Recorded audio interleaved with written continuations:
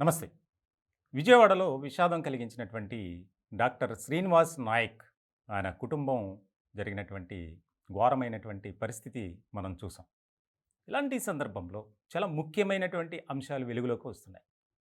Doctor Srinivas Naik చాలా నెమ్మదస్తుడు. ఆయన ఎవరి జోలికి వెళ్ళరు. ఎలాంటి వివాదాలు లేవు. ఎలాంటి ఎవరితోనూ కూడా విభేదాలు లేవు. ప్రధానంగా ఆయన గుంటూరులో ఎంబీబీఎస్ చదివారు. తర్వాత వచ్చినటువంటి అవకాశాలు అన్నిటిని వదులుకొని ఒక హాస్పిటల్ మనం పెట్టాలి. దానికి సంబంధించి ఖర్చుతో కూడుకున్నటువంటి పని అయినప్పటికీ చాలామంది దగ్గర కోట్లాది రూపాయలు అప్పులు చేశారు. ఇటువంటి సందర్భంలో 6 నెలలు బాగానే నడిచింది. తర్వాత నుంచి ఆర్థికపరమైనటువంటి ఇబ్బందులు ఎదుర్కొన్నారు. ఇటువంటి సందర్భంలో తాజాగా జరిగినటువంటి పరిణామం చాలా విషాదం కలిగించేటువంటి అంశం. ముఖ్యంగా ముందుగా తల్లిని, భార్య, పిల్లల్ని చంపిన తర్వాత డాక్టర్ శ్రీనివాస్ కూడా ఆత్మహత్య చేసుకున్నారు. ఇలాంటి సందర్భంలో అనేక అనుమానాలు వ్యక్తమయ్యాయి. కానీ ముందుగానే ఆయన పక్కా ప్లాన్ ప్రకారం చంపారు అనేది నిర్ధారణ అయింది. ఇలాంటి సందర్భంలో కుటుంబ సభ్యులు రోదన కానీ, వారి యొక్క ఆవేదన కానీ వర్ణనాతీతం. ఎందుకనంటే ఒక మంచి భవిష్యత్తు కలిగినటువంటి డాక్టర్గా పేరు ప్రఖ్యాతలు సంపాదించుకున్నారు.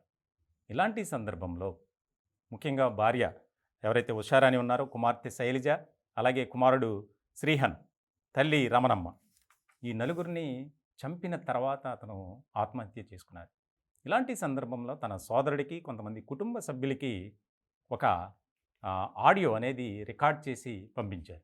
చాలా అది బయటకు వచ్చిన తర్వాత చాలా బాధాకరమైనటువంటి అంశంగా మారింది. వాయిస్ రికార్డ్ ఏం చేసి పంపించారనేది ఒకసారి మనం తెలుసుకునే ప్రయత్నం చేద్దాం. హాయ్, నేను మీ డాక్టర్ శ్రీనుని. నా మానసిక పరిస్థితి ఏమీ బాలేదు. చాలా చాలా ఒత్తిడితో ఉన్నాను. అప్పుల బాధలు ఎక్కువైపోయాయి. పార్ట్నర్స్ కూడా నన్ను చాలా బాధ పెడుతున్నారు. నేను ఇవన్నీ తట్టుకోలేకపోతున్నా. అమ్మ, భార్య, పిల్లలంటే నాకు ఎంత ఇష్టం మీకు కూడా తెలుసు. నేను ఎప్పుడో చనిపోవాలనుకున్నా. అయితే నేను ఒక్కడినే చనిపోతే నా భార్య, పిల్లలను అప్పుల వాళ్ళు వేధిస్తారు. నేనొక్కడినే చనిపోతే వీళ్ళంతా అనాథులవుతారు. అందుకే ఇలా చేశా. నేను కూడా చనిపోతున్నా. చాలా బాధాకరమైనటువంటి అంశం. శ్రీనివాస్ కుటుంబ సభ్యులంతా ఉన్నతమైనటువంటి స్థితిలో ఉన్నారు. కొంతమంది డాక్టర్లుగా ఉన్నారు, కొంతమంది న్యాయవాదులుగా ఉన్నారు, కొంతమంది సెంట్రల్ గవర్నమెంట్ ఉద్యోగులుగా కూడా ఉన్నారు. ఆయన శ్రీజ హాస్పిటల్ని స్థాపించి ఎంతోమందికి ఉపాధి కల్పించినటువంటి క్రమంలో ఈ అప్పుల బాధలు తట్టుకోలేక కొంతమంది డాక్టర్లను, ఆయనకు తెలిసినటువంటి వ్యక్తులను పార్ట్నర్స్గా పెట్టుకున్నారు. అప్పటి నుంచి బాధలు ఎక్కువైనాయి అనేది బయటకొచ్చింది. ఇలాంటి సందర్భంలో ఎవరైతే ఇంకా మిగిలిన ముగ్గురున్నారో వారిని కూడా విచారించాలి. ఏ రకమైనటువంటి పరిస్థితులు ఉన్నాయి అనేది దర్యాప్తు చేస్తున్నారు పోలీస్ అధికారులు. దీనికి సంబంధించి మొత్తానికి ఇటువంటి పరిస్థితులు ఉన్నాయని మాకు చెప్తే మేము తీర్చేవాళ్ళం.